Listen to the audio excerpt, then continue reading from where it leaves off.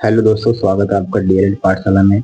अगर आप डीएलएड की तैयारी कर रहे हैं और अपनी तैयारी को बेहतर बनाना चाहते हैं तो हमारे इस वीडियो को जरूर से जरूर देखें। इससे आपके सब्जेक्ट में पकड़ बनेगी और आप बेहतर तैयारी कर सकेंगे।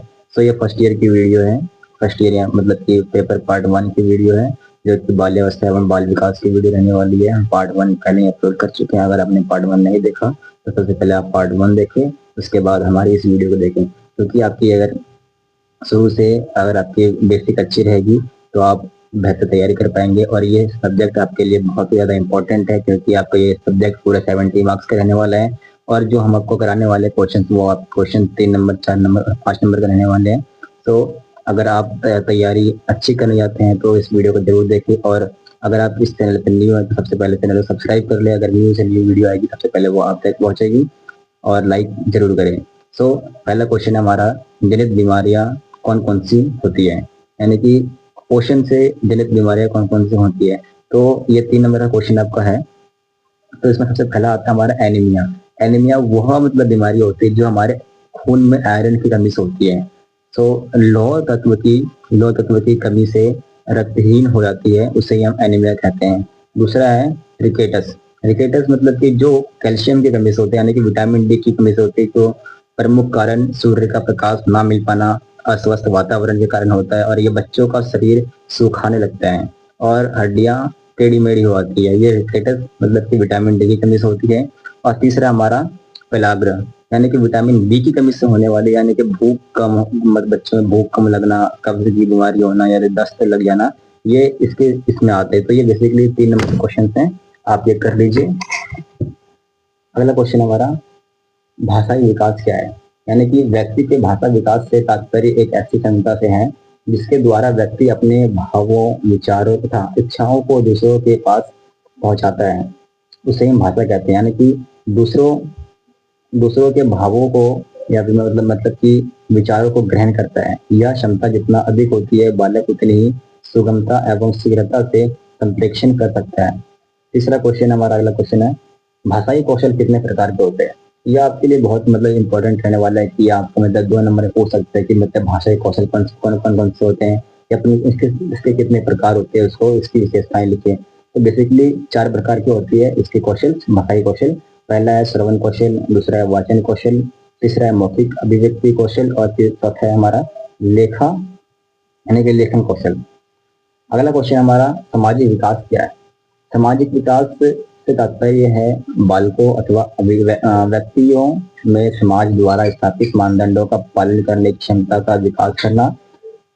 हरलॉक का इससे मतलब कि स्टेटमेंट है कि इसी प्रकार उन्होंने मतलब स्टेटमेंट दिया है कि 1978 में कि सामाजिक विकास से तात्पर्य सामाजिक प्रत्याशियों के अनुकूल व्यवहार करने की क्षमता सीखने से तात्पर्य है। शिक्षा में स्पर्धा के लाभ। स्पर्धा आपको पता होना चाहिए कि इसके बहुत से क्वेश्चन बनते हैं, आपके 3 नंबर में क्वेश्चन आ सकते हैं। तो इस पर शिक्षा में स्पर्धा के लाभ क्या कौन कौन से होते हैं। पहला है कि अच्छी शिक्षा प्राप्त करने के लिए प्रतिस्पर्धा आवश्यक है। दूसरी है विद्यार्थी एवं शिक्षार्थियों को उत्कृष्टता के लिए प्रयास करना। तीसरा है स्वयं को आगे बढ़ाने में सहायक मिलती है। चौथा है अपने लक्ष्य एवं मानक निर्धारित करता है ये हमारी स्पर्धा। बेहतर प्रदर्शन एवं बेहतर परीक्षा परिणाम मिलता है स्पर्धा से।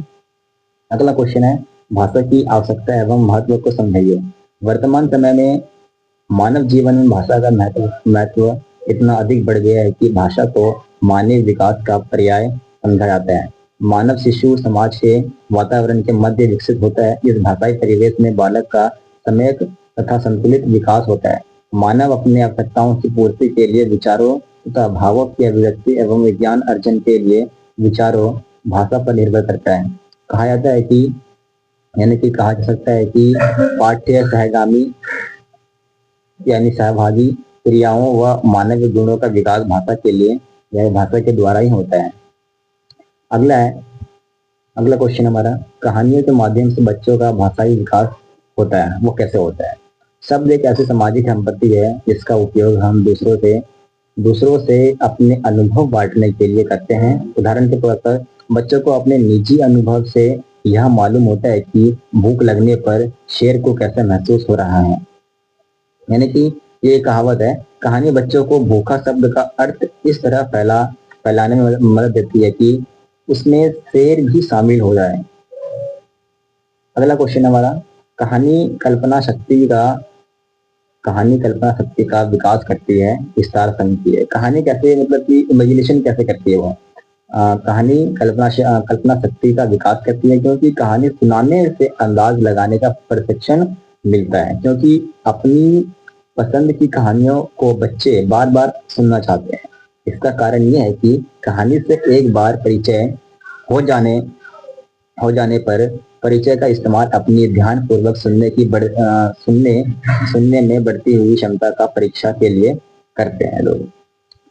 हकलाने के कारण क्या है, मतलब कि बच्चों में हकलाने के कारण कौन कौन से होते हैं और कैसे बच्चे हकलाना शुरू करते हैं, और या फिर इसके मतलब के अनुभव कारण कौन कौन से हैं। जैसे कि शारीरिक कारण, मुख्य रूप से बच्चों में हकलाने के कारण मतलब बनता है कि पहला एक कारण ये है कि बोलने की अंगों की मांसपेशियों को नियंत्रण करने में असमर्थ होते हैं। दूसरा है बोलने के समय में बाधा पहुंचना।